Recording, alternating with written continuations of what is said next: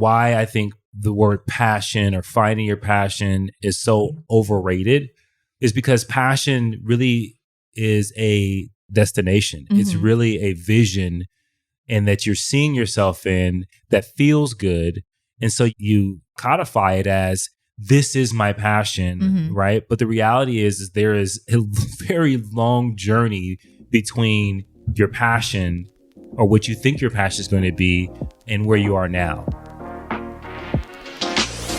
Welcome to the Push Podcast. Why push? Because a nudge is just too friendly. And friend, we're here to help you get your shit together.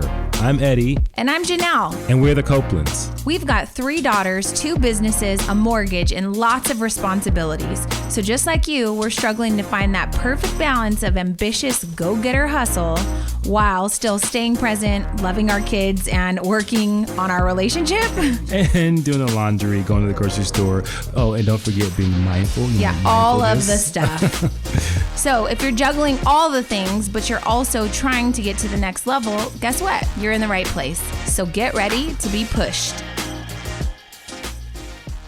Hey guys, welcome back to the Push Podcast. I'm Janelle. Oh, I just love your smile. And I'm Eddie. Oh, you're just so beautiful yourself. How you feeling today? To be perfectly honest, I feel like shit. Okay. I'm on my period. TMI. And my what in the world is I was supposed to have a hysterectomy in December. They canceled it because of COVID. And I feel like my organs got wind of the fact that I was going to remove them. And now I feel like they're trying to kill me. So they're fighting back. They are. Well, at least they're telling you we don't want to be here anymore. Well, I don't want you to be here. So I'm struggling a little bit today, but we have a great conversation in store for you guys. And it's just something that's been coming up a lot lately, like people complaining about having these jobs they're not passionate about. Right. And how do I find my passion? And so we're going to chat a little bit about finding your passion and what kind of pressure that feels like and what it can do to you. So This is episode number 75. 75. Okay, so here's a quick thing. I have a what in the world. Okay. My what in the world is my lovely, wonderful bride. It's about me. Yes, it is. Has all of a sudden become enthralled and passionate about serial killers. I couldn't even say that right. I was going to say serial killers, and has wanted to watch. And your stomach can't take it. Has wanted to watch documentaries. We have watched. I want to know everything about serial killers. I want to know where they were, how they grew up. I want to know how they got put away. Did they get sentenced to death? Did they get the death penalty? Did they I just want to know all the things. And so as we were every night, I know where this is coming from. Every night for the past probably 10 days, when we have our little wind down time, I'm like, okay, what serial killer are we going to learn about tonight? Yeah, and we've watched, some horrific things that have plagued my sleep. I've checked the doors constantly at night. It started with the Night Stalker, which personally, I was afraid of as a kid. Okay. And because I saw the signs on the telephone poles, wanted person, the Night Stalker. Right. And so it plagued me. And then when we watched the story, I remembered why I was so afraid. Because I'm pretty sure my mom was like, just watch your back. I don't think she was he was coming in at night. Right, and so I remember being a little kid, locking the windows and just making sure, just because I had heard he the Night Stalker, think of the name, the Night Stalker. Scary. He comes into the night and, and he would hurt you and kill you while you were sleeping. Yeah, do a lot of and I don't even like things. a rude awakening, let alone being killed and while I was sleeping. But what's interesting about serial killers is, one, their eyes just terrorize me. There's something about a serial killer's eyes. I just okay, I can't look this person. But it's only because you know what they've done. I think I can spot them. Deviant look. Walking around, I see people and I go, "You have an eyes of a serial killer." Well, I told you. Now I cannot interact with people without looking them straight in their eye. I look through your eyes and I want to see your soul. Yeah. And I don't want to put a hypothesis together of who I think is. Yeah, I shouldn't be judging you based on that. And you shouldn't either. So stop that. No, I am. Okay. Because I think you need to be aware. But, what's interesting about serial killers is that there's usually some type of mental makeup or psychology that I mean, I guess they've analyzed for years now and they understand the psyche of these things, but they don't kill out of like passion, so to speak, which is very much related to what we're talking about today. They are methodical and like, this is an obsession. They're curious. It's enjoyable. Yeah, it's enjoyable. There's an appetite for flesh. And so it's just like really demented and dark things. And I my think lovely that is a wife passion. wants to.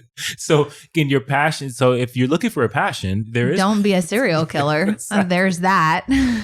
But I've developed a passion for understanding the minds of serial killers. Yeah. And so since we're talking about like the pressure of finding your passion, so that's my Can I tell you why? Just so that way people understand and they don't think I'm demented. Oh, no. I think it's better to leave it here so people think that you're crazy. No, I'm just joking. Well, the crazy thing is, as I was telling more and more people about this, because if I end up disappearing, I want people to know that it started when we started watching serial killers. Wait, just for the record, do you think I'm going to turn into a serial killer? Well, I've already searched like what signs are more likely to be serial killers. Gemini came up number one. No, I'm just joking. Wow. This is bad. No, but I've been just telling people because I just want them to know that we're watching these things. And so if my wife gets any ideas, I want everyone to know. That's why I brought it to the podcast. I thought you had my back. Okay. No, just... Okay. Well, what should be more alarming is the fact that I have great empathy for them. Yeah. For most of like what they've done is terrible, right? But I how they got there from the beginning of like you see these heinous crimes, and anytime someone does something to children, I feel as though they should just be wiped off of the planet. Right. Period. I have no sympathy, don't care anything about it. But when we started really watching it, I was like, how does somebody get so sick, right? And then all I cared about was getting answers. I want to know why. What happened to them as a child? What were they exposed to? And in almost every single case, they had a terrible childhood. Right. There was lots of trauma. There was abuse, verbal abuse, physical abuse. And so then it just leads me to really pose the question of like, well, what came first? The abuser now becomes the killer. Like, did they ever have a chance to be normal? And so it has led me down this spiral of the fact that parenting is the single most important thing in the world. Right. And I feel like before you get pregnant and start a family, there should be like a test that you take and you have to get a certification. I mean, you have to get a certification to drive and operate a vehicle, but I feel like you're going to bring another human into the world that I also have to like expose my humans around. There should be some sort of group effort in deciding and determining whether you're going to be capable of raising a capable human that's not detrimental to society. So that's a whole nother thing. But well, I think that emotionally sick and mentally sick people, I think, create a better chance for creating mentally sick and emotionally sick people because of the fact that they project those things on those individuals, those children, so to speak. And I think one of the things we talked about was, I told you that it's crazy that every single human being on this planet is capable of being a serial killer, but very few become one, right? And so this is to say that there's a lot of hope for the world because of that. But we know human beings are capable of some really dark and horrible things. But I'm just going to tell you, I'm not one of them. No, I know. And my lovely wife is beautiful and she's got the biggest heart. Yeah, you've definitely painted me at probably not the best time for you to do that right now. Just kidding. But, thinking about that, right? So we're talking about this discussion about the pressure of finding your passion. And one of the things I looked up was the definition of passion. Okay. Right. And so thinking about serial killers and also our topic. And one of the definitions that I thought was the most relevant to our conversation is it says a strong liking or desire for or a devotion to some activity, object, or concept. And I think that so when you think about a strong liking or desire, but more importantly, like to me, is what's really impactful word is devotion. Like some of these killers were really devoted because they did their homework, they did all this stuff. So it is a passion. So it is definitely, there's passion in it based on the definition. Okay. But what we're talking about, and just to make a hard transition. Okay, because I'm like, can we leave the serial killers at to make a hard transition? Like, this is a stop. Is hard right turn. Ready? Go. Hard right turn is, how do you find that passion? And what is passion from a standpoint of your career or maybe even entrepreneurship? So let's talk about the people that may be in search of trying to find and discover their passion. Yeah. Because I think there's a couple of different people that are really going to benefit from this. Someone who maybe has been in a job or profession for a really long time that goes through the monotony of, routine work. Right. I wake up at the same time every day. I have a schedule, same days off, and maybe you do somewhat enjoy what you do. Maybe you went to school, let's say for nursing or to become a doctor, and you were passionate for helping people when you were in school, right? So now you're kind of sucked into the normalcy of the day-to-day life. And I do believe that at some point people get stuck in that, right? Yeah. When you do the same thing over and over, you start to feel like your passion has dissipated. And then you can start to feel kind of empty. You can start to question, like, what am I really doing? Is this what God put me on the earth to do? And I'll just say, to make all of you feel a little bit better, there's this really great book, Coherence by Alan Watkins. Yeah.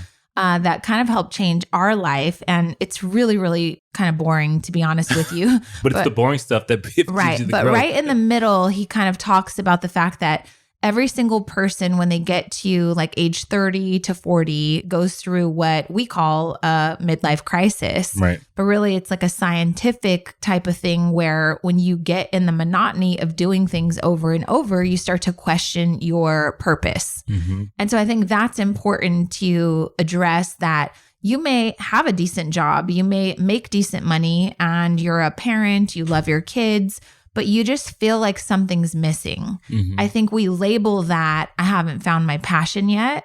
And I think it's important to just start there, that we might be talking to you where you're feeling this lack of kind of connection, or this like something starting to feel like something's missing, right? Yeah. And you could very easily, for lack of a better word, say, I definitely haven't found my passion yet, or I would be happier. Yeah. And, so the question is like, I think the word is used so loosely, right, that we kind of forget what it really means from a standpoint of life, right? So we read the definition, but really it's about a certain level of energy that and response that you're looking for. And I think that, and what I mean by response is like, when I do it, the external world gives me something back in return, right? And it feels like a passionate thing. And I think that is tough, because most of the things that people do that are really successful are by themselves, right? And so when you were talking about like, you may be doing the same thing over and over again, and you may feel like it's just like the same old routine. Immediately I thought about Kobe Bryant. I thought about Michael Jordan. I thought about a lot of these people that their greatness is because of the fact they've done something over and over and over and over again. Right. Okay. So don't give it away yet, because I first want to talk about like how you might even be asking yourself, putting this pressure on yourself about like finding your passion. Yeah. Why is it so important? So you think of Kobe Bryant. I think, to relate this to our audience, I think of my two dads. Like one of my dads has worked for the grocery industry for 40 years. He's good at what he does, but I'd say he probably would say, I'm not passionate at all about this, right? My other dad, he works for a large mattress company. He's the top salesperson in the company on any given month. I'd say he's really amazing at sales, but I would say that he probably would never say he's passionate about selling mattresses, right? And so we'll talk a little bit more about that. But if you're feeling like that, I've been doing the same thing over and over, and I just want to know what my passion is, right? Yeah. You could also be maybe wrapping up school, high school, college, something, and you're just like, okay, I'm pursuing this education, or I'm wrapping this up, and I just don't know what to get into because I have no idea what I'm passionate about. Yeah. Or you're saying you're in school and you have this feeling that you're going to school for something you think you're going to be passionate about, right? And so I think you have two kind of ways of thinking. One, you don't know what you want to do. And two, people have maybe a false certainty or confidence in something, thinking that it is going to be their passion, right? I'm passionate about law and I want to be a lawyer. Right. And so they go to school for that. And then I think we've had. So this would be my third kind of person that we're talking today is our students, right? A lot of our students, they follow me, find me because I owned a bakery for so long. So they are working with us to step into taking their passion to turn it into a profitable business, right? Well, I have seen so many people in the baking industry or the photography industry, any business that you're a creator, I've seen them pursue this so-called business only to find out that very quickly their passion runs out. You know, I got into owning a bakery because I was really passionate about making cakes. Well, guess what? When you own a business, you got to do a bunch of other shit other than make cakes. So you can easily start to talk yourself out of being passionate about something. I'll take Samir as an example. One of our friends, she makes music, right? Well, yeah, you're a musician. That's great. But guess what? You could feel like one day you're questioning, even though she might be making amazing music, she could wake up tomorrow and be like, I'm just questioning whether this is actually my passion. Why?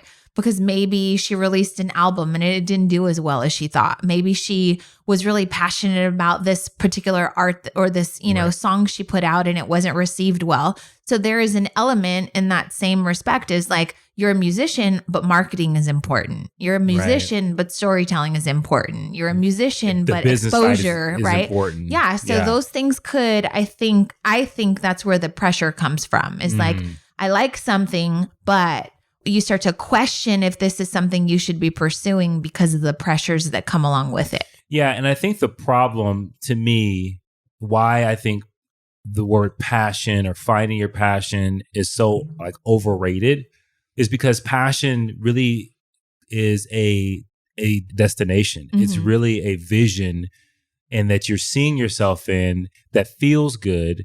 And so you codify it as this is my passion, right? But the reality is there is a very long journey between your passion or what you think your passion is going to be and where you are now. Right. Right. And so like for people who want to be lawyers, like there's years and years of like internship. There's years and years studying. Hard work, there's years and long hours. And then before you know it, you're a lawyer and it doesn't even feel like you're a lawyer because you're so tired. Well, I think because you placed so much value on, it's my passion to become an attorney, right? And I think that maybe the word swap is right now it's my goal. Right. So the goal that I'm in pursuit of that I'm excited about is I want to become an attorney, right? Now, when I get there, I don't know what that's going to feel like because I've never been there. I think that just changing that perspective might, like, it's not a passion that you're pursuing. That's just a goal, right? You may be passionate about learning about the law.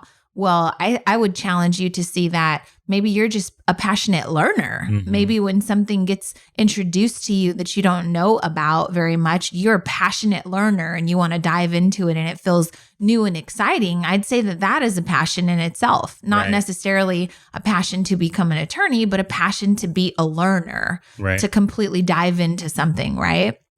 Yeah. And so what do you say, because we have been at different places, whether it be coffee shops, restaurants, hotels, whatever it is. And we've seen people that have been outstanding at jobs that I would say that most people would say it's not their passion, right? Because I think that what people think is that whatever's my passion is going to be reflected in how well I'm able to do it, right? And because I excel at this, the reason why I excel is because it's my passion, right? And so they kind of are synonymous with one another, where achievement and passion are kind of like the same thing. But when you have people who doing kind of your waiters and things of that nature, like what is that thing? And I think Seth Godin calls it emotional labor. Like, what is that thing that people have that make it look like, wow, is this your passion? Because you're really good at it. It's called energy.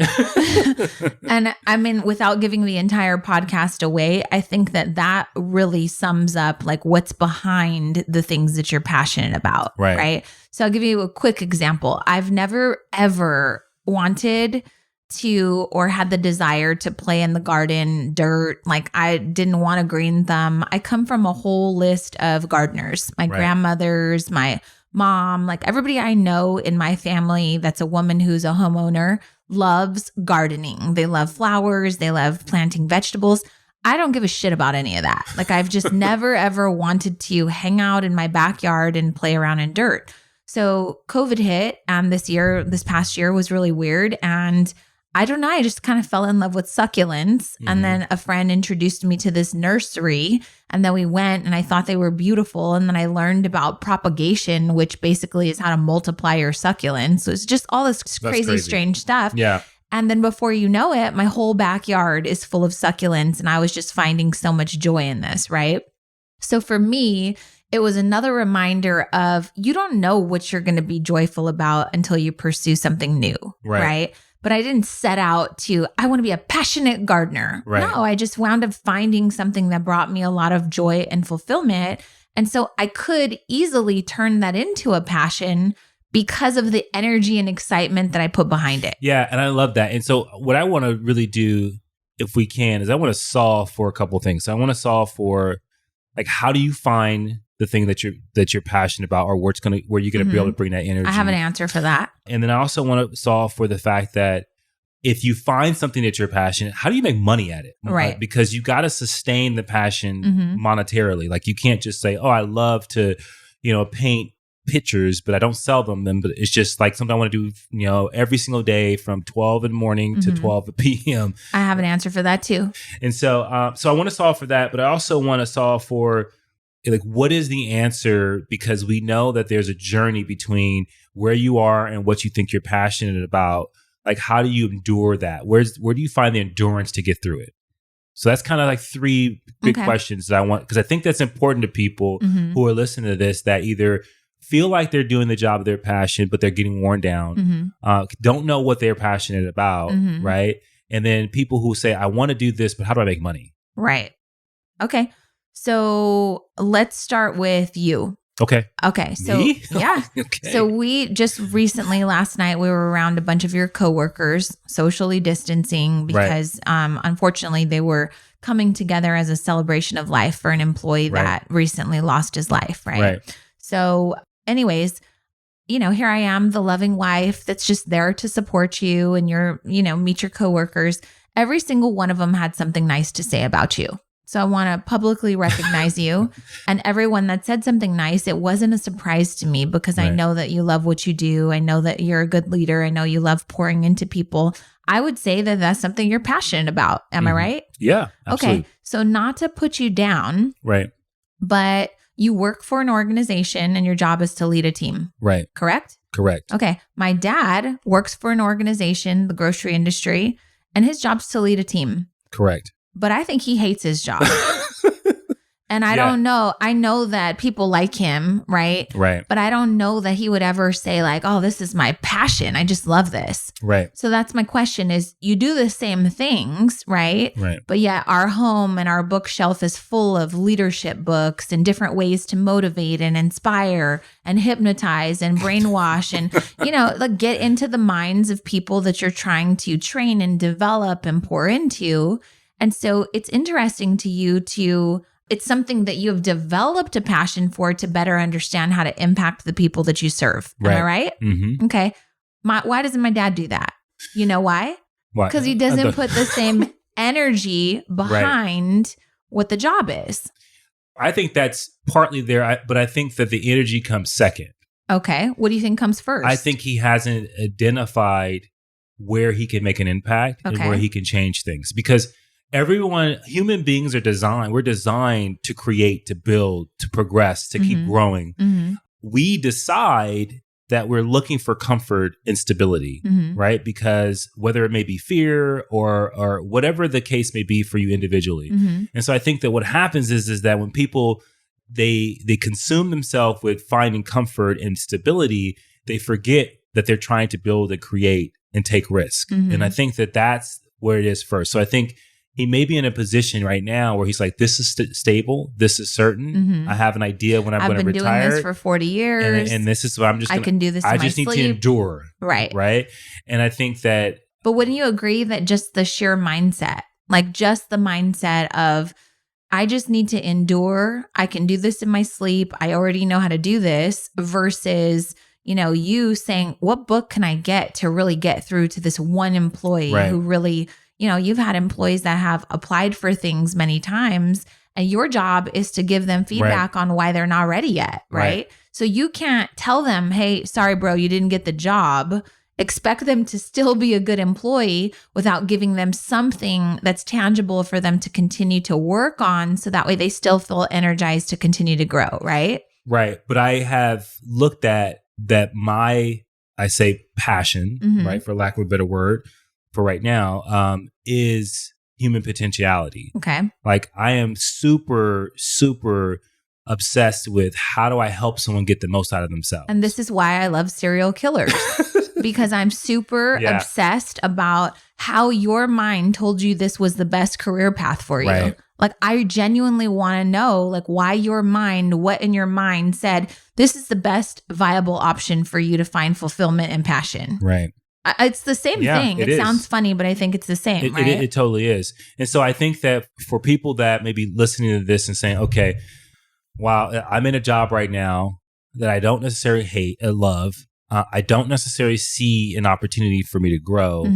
However, I don't necessarily have opportunities knocking down my door right now. I think what you have to do, if we're answering the first question of like, how do you find it? I think you have to find a place in which you can say, like, no matter what you're doing, is there something within the job that you're doing right now you think can bring the best out of you? I'd say, is there something in the job that you have right now that you haven't tapped into? So for example, I'm a teacher. I've been a teacher for 30 years. I love kids, but I hate online learning. I hate distance learning. I hate the pivot that we've had to take. I guess the challenge that I have to you is how can you reignite that passion? How can you connect with kids who probably need you now more than ever, right? Because there are individuals across the world that are showing up on the Ellen show that are being super creative and innovative. I know our friend Linda Lemon, she's a teacher. She's been making like little baking kits and that's their science assignment.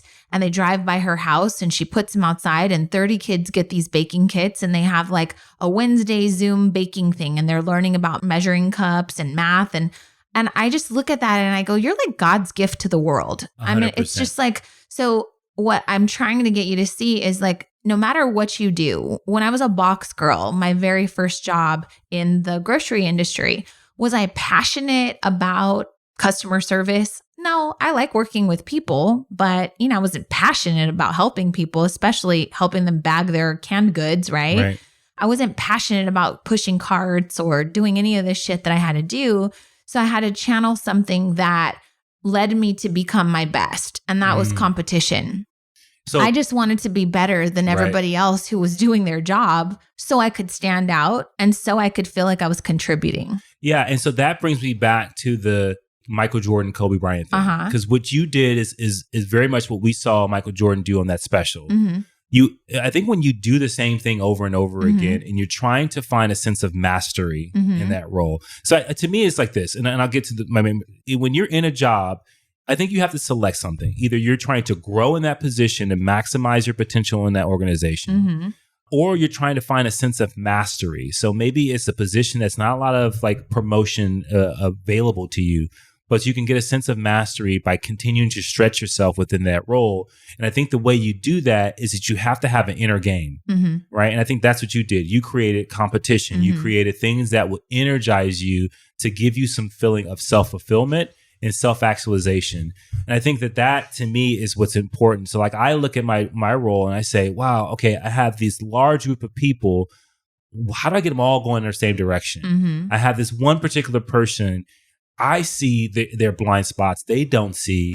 How do I illuminate that for them? So I do these little challenges and these things that stretch my capabilities that give me a sense of challenge, of change, of variety that I think people are missing. So when we go back to your dad, I think that maybe he's looking at, hey, my job is to turn the key, open this door, make sure people stay safe, make sure the shelves are stocked, and then turn the key and go home.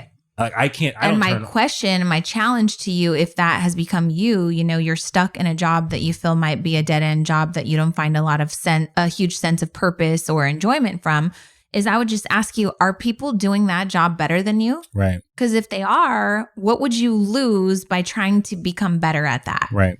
Okay, so then that leads me to, I'm a baker. I've owned a bakery for so long and, I'm just kind of burnt out. This is not my passion anymore. I tell this story often to people who are trying to get into business. Listen, I started baking cakes because I had worked in a corporate position and I wasn't really able to be creative and utilize my talents in an artistic form. So when I started making cakes, I loved the artistry of it. That's it. Mm-hmm. That was what the passion and excitement was, right? So I said, oh, wow, can I get good at this? Let me pursue this. So then I became passionate about pursuing the art and trying to perfect my craft, right? Mm-hmm. So then fast forward, now I got to get passionate at finding customers to buy my shit, right? So now I have to shift passions. I really enjoy what I'm doing, but in order for me to continue this enjoyment, I've got to find people to actually buy it so that way they can sustain my mission. Right. Because if I don't have any money coming in, then it becomes stressful. It's not really a passion. I don't get to exercise it. So I always tell people how I went from loving the art to I had to fall in love with the process of sales. And then I had to fall in love with the process of marketing. Like I got to find more people so that I can sell to them so that I can continue the mission of the art. And I hope you guys are catching this because what Janelle's doing right now is she's answering the question of how you take your passion and make money so that you can continue to do things that you love. But it doesn't require you to do things that you may not like or make you very uncomfortable. Right. So then I had to develop a passion for learning how to be a better marketer. Why? Because if I can't find the customers, I can't sell to them, I can't pursue the passion of making. Then once I, had made the money, had some time under my belt, I was like, okay, we're going to go big. We're going to open a bakery. Well, then I had to get really good at hiring and training and developing. So I had to develop a passion around leadership. Mm-hmm. I had to learn how to do all the things that you're doing with your team and, inspire them to move the ship in the same direction. I cannot do any of the things that I want to do from making the cakes to selling to marketing if I don't have help, right? Okay, so let me have you pause there. You said something, I don't want people to skip on that. You developed a passion around something. Energy. How did you do the energy? How did you do that? Because some people are like, I don't know how to make myself passionate about leading people or make myself passionate about hiring.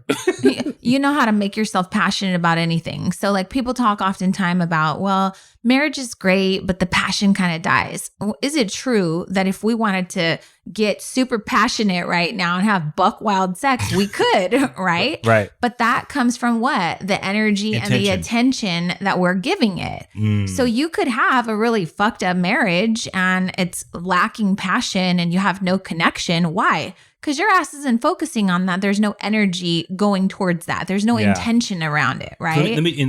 That's really good because what I'm thinking, based on what you just said, is that the whole idea of nature versus nurture. Okay. People think that you're naturally supposed to be excited about certain things. Mm-hmm. You're not naturally going to be excited about most things. Nope. You're going to have to nurture that to a place where you say, okay, I need to focus on this because I need to find a way to challenge myself so that the excitement comes. And that's why I was saying that the energy comes second. Mm-hmm. Like when you were talking about your dad, I think he needs to find something that he says, I want to solve this. Mm-hmm. I want to, because that's human nature. I need to fix this. I need to solve it. I need to build it. I need to create it. Mm-hmm. And then the energy comes because of the fact that that's what you're designed to do. Right. Right. And so I just wanted to say that because I think that's important. So you said developing passion is you have to be intentional and you have to be intentional about the things you're trying to solve for. Right. And then once you get that, then I think the energy comes along with that. And before you know, you're passionate about something you never thought you'd be passionate before. Okay. So then here's the bonus though. Once you realize that your energy is really what's dictating your passion, right? Then you could replicate that in any area of your life. And so I think back to the people that may be listening to this trying to find their passion, something happened that you've been mulling over that you feel like you're missing, you're not experiencing, whether it be more money, better connection, more recognition, more something. You want more of something. So you start to, for lack of better words, because you can't really articulate, I'm like, I feel unfulfilled right now. You start to say, I think it's because I'm not passionate about what I'm doing. And then you blame it on your job. And then you blame it on the fact that God hasn't given you a sign to show you the one thing that you've been put on the earth for.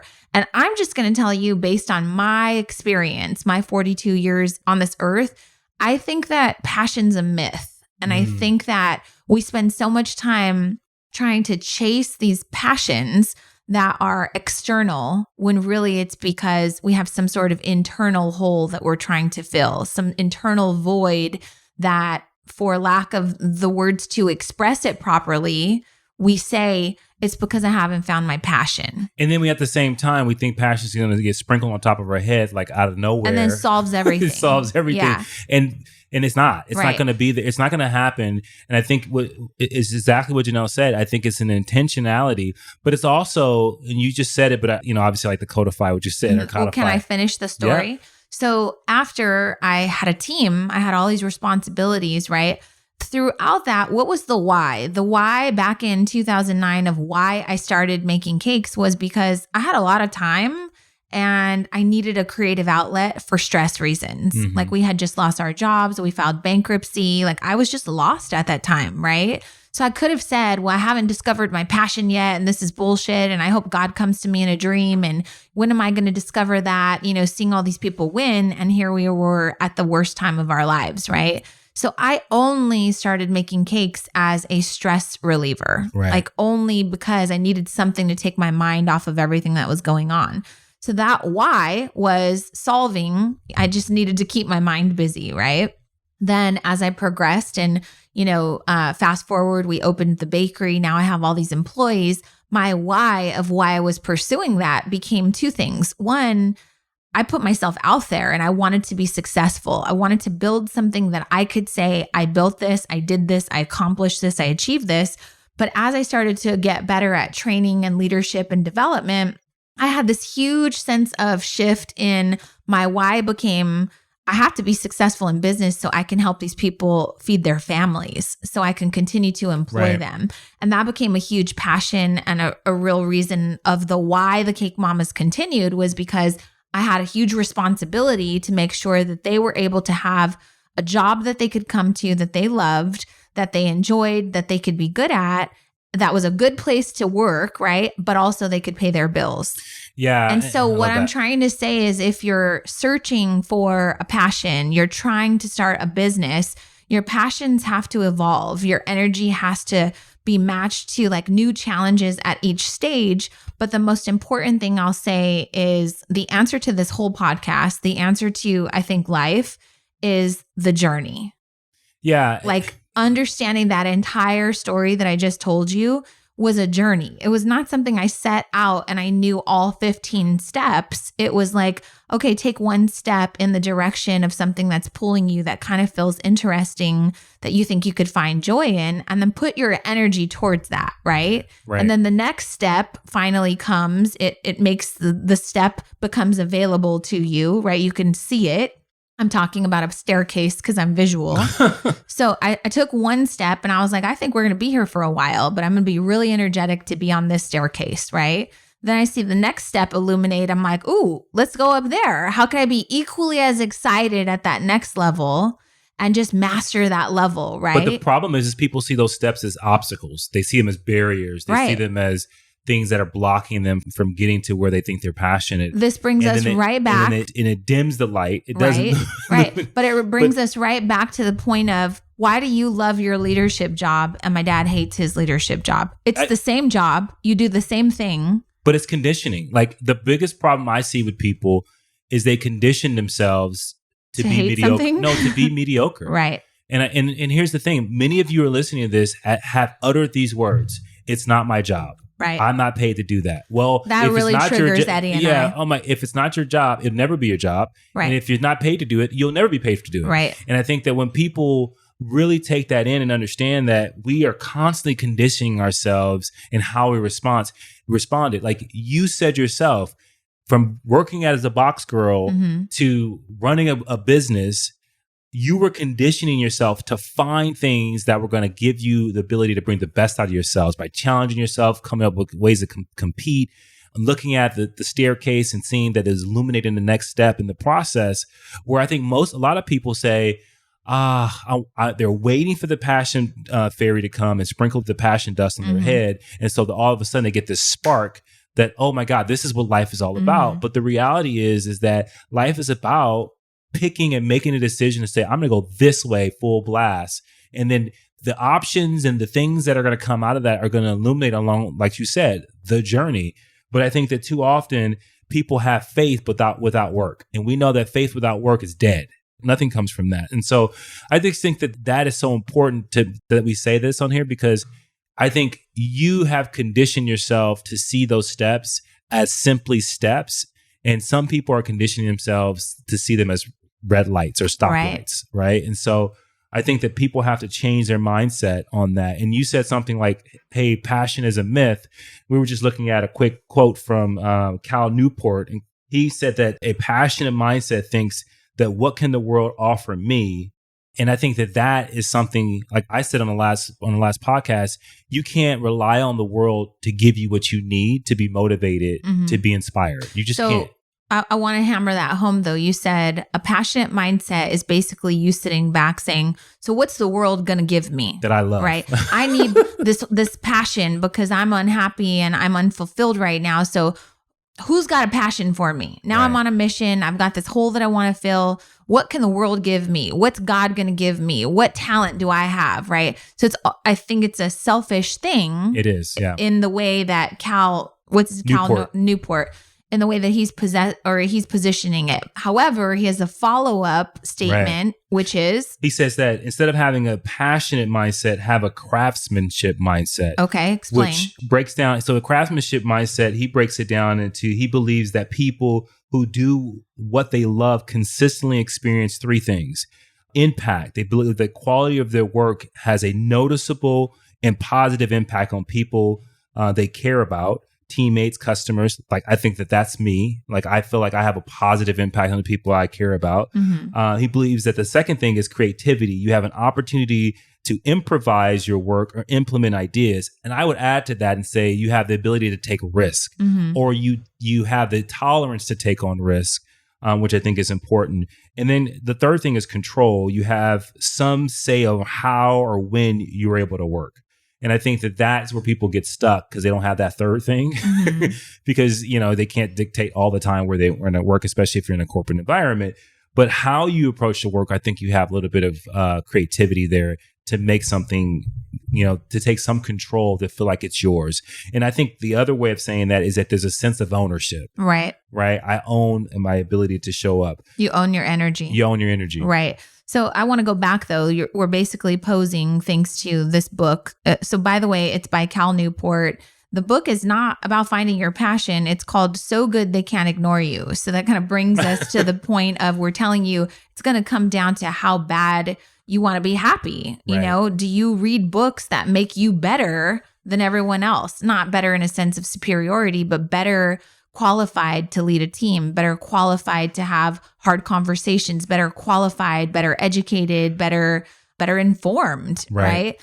Better passionate, more passionate, I'd say. Yeah. And we were joking last night, and one of the girls said, Kayla said something about synthesize. Like, that's my favorite word.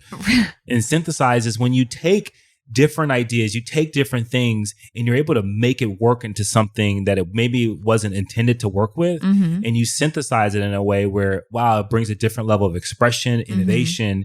And I think that's what I love to do. I love to take history. I love to take philosophy. I love to take psychology, and I like to mash into leadership and our coaching and say, okay, how can we make this work? And that really gives me a level of excitement, even though some of the things that we do may be boring, like coming up with a lesson plan, coming up and building out a course is boring.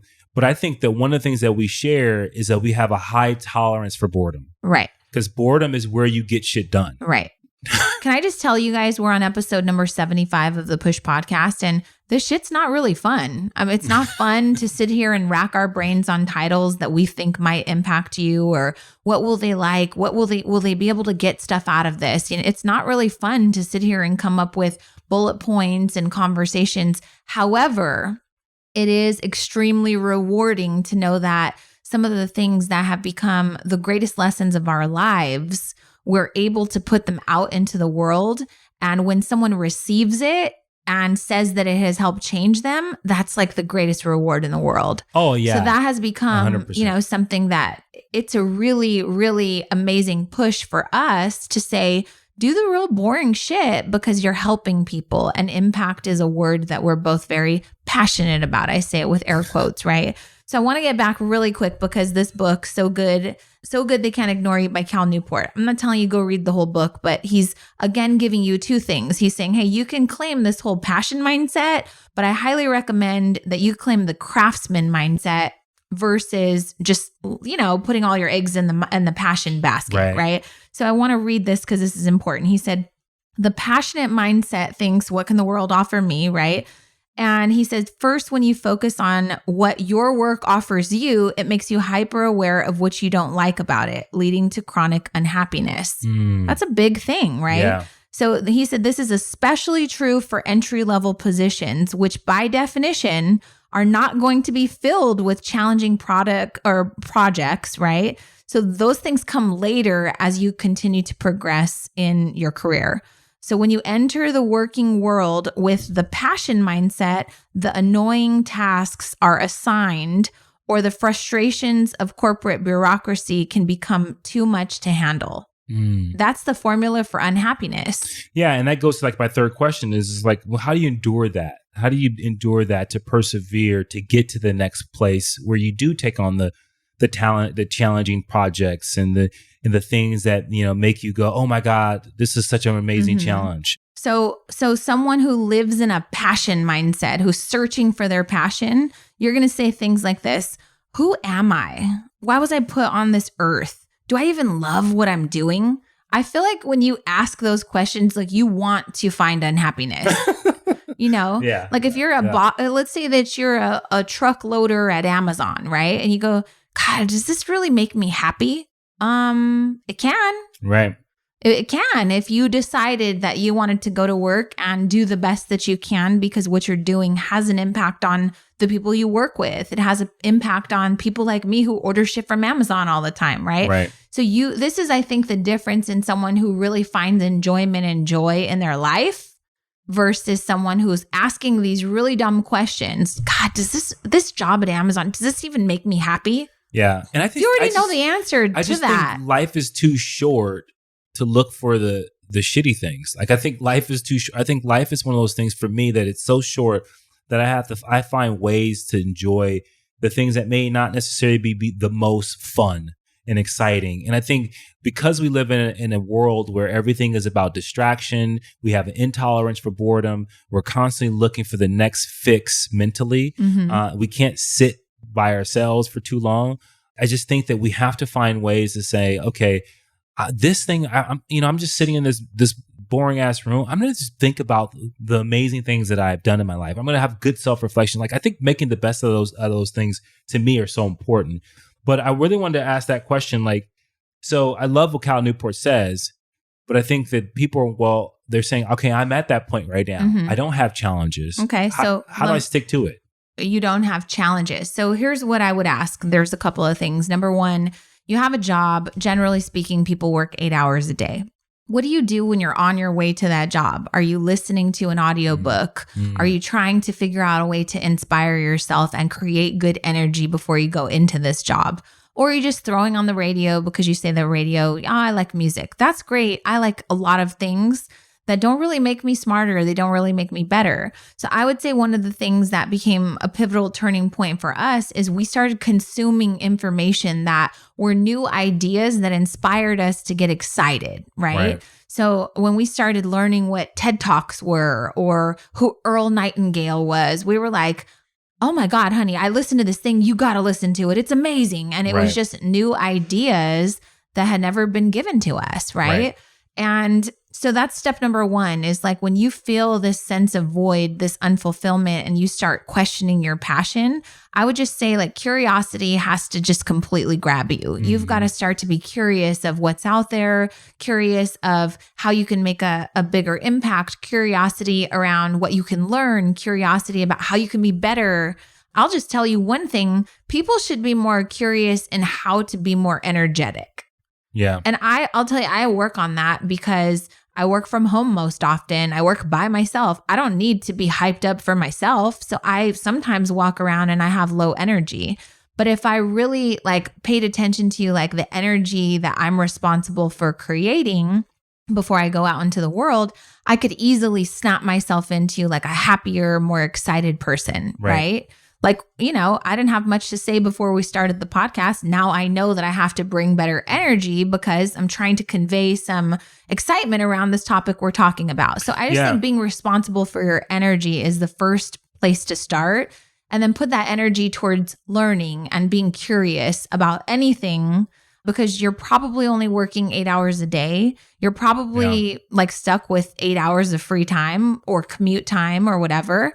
And then you probably sleep for 8 hours a day. Yeah. What do you do with that time? Absolutely. And the thing I would say too, and I want to make sure we slow down for this, is I think that you have to stop and say, okay, I'm going to put my frustrations away from my current place that I'm working or the current job I'm looking at.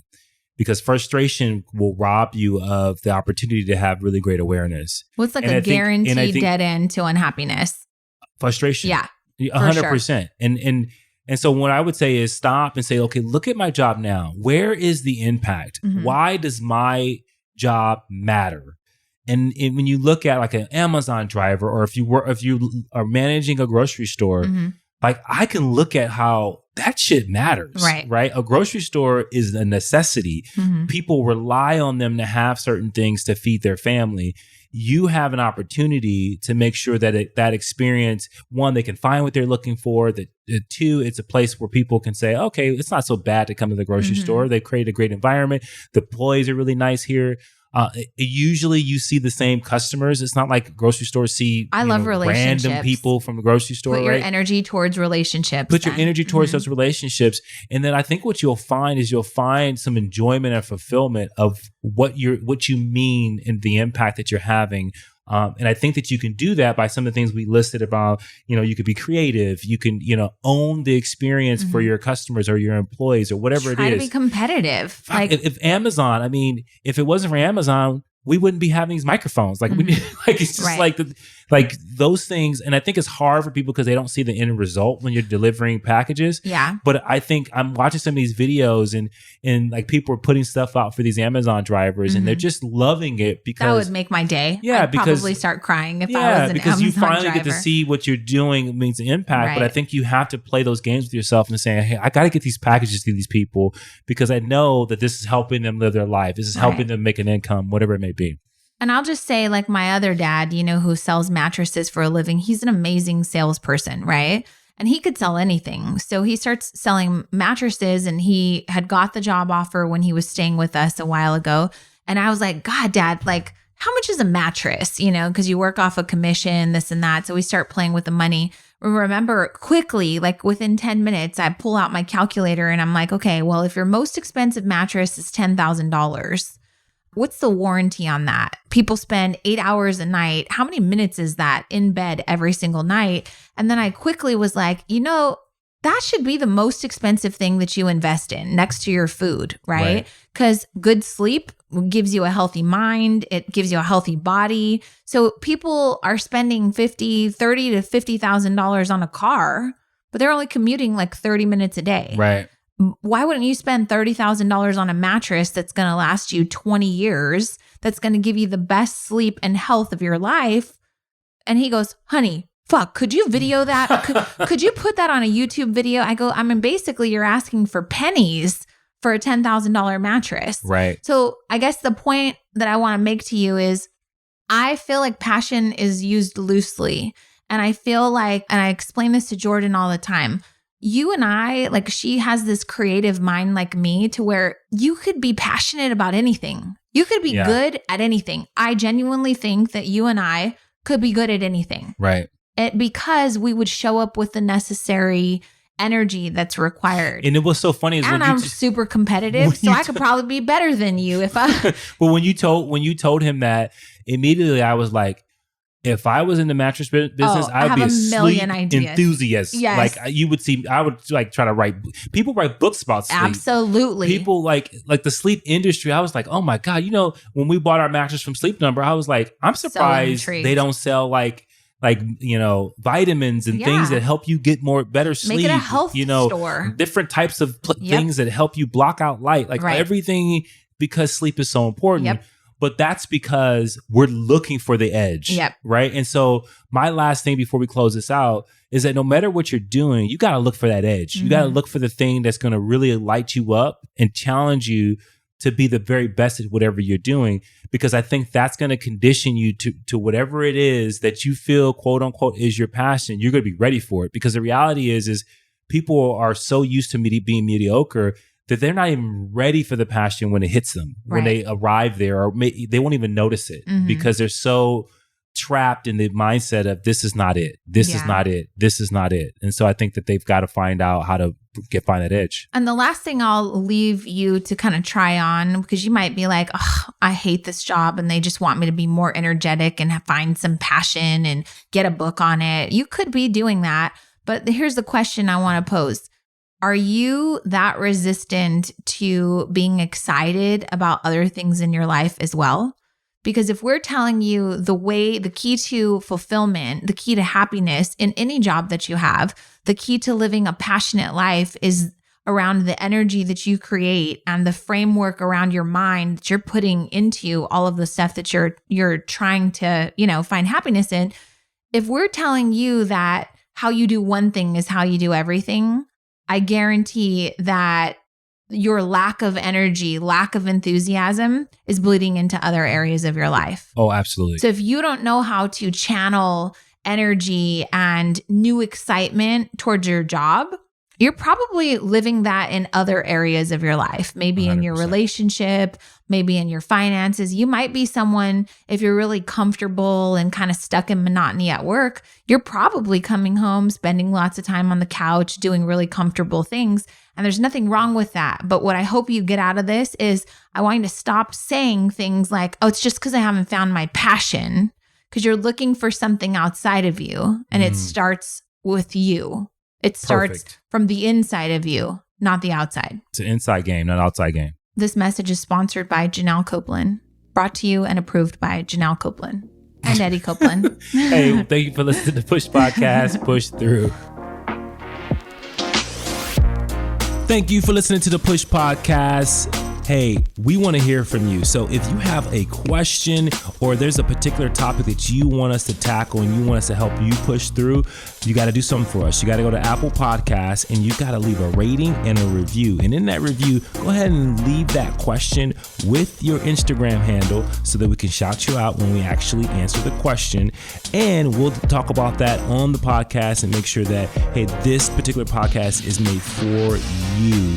So leave a rating, leave a review, leave your handle, and until next time, push through.